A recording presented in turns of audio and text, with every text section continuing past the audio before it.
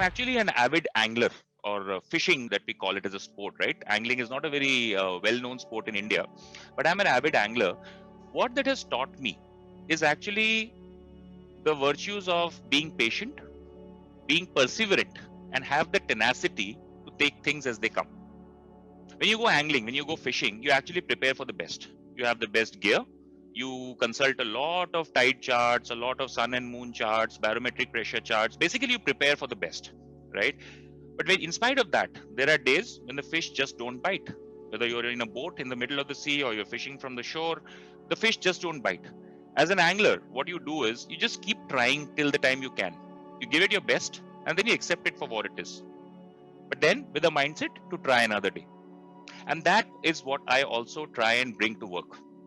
Best of planning, best of preparation, 100% plus efforts every day, but also the mindset to accept bad days when they come, but continue to keep working so that when the good days are there, you maximize the returns from that. So that's one thing that whenever we got the opportunity to actually step out, that kind of kept me going.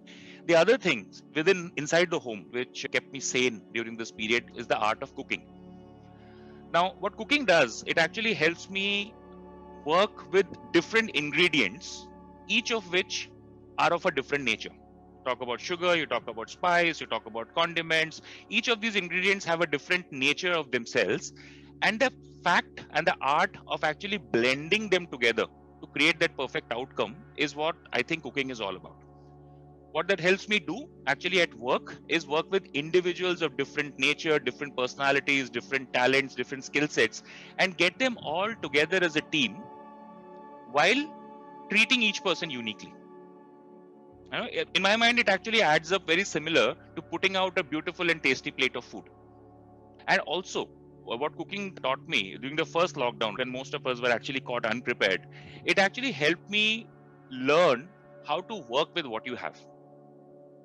The analogy I would give is, in the early days of the lockdown, when I was cooking with what was there, basic supplies which were there, we were unprepared, but whatever was there, how do you make the most of what you have and bring it all together to put that delicious plate of food or the outcome or the business result that we are looking for professionally with what you have?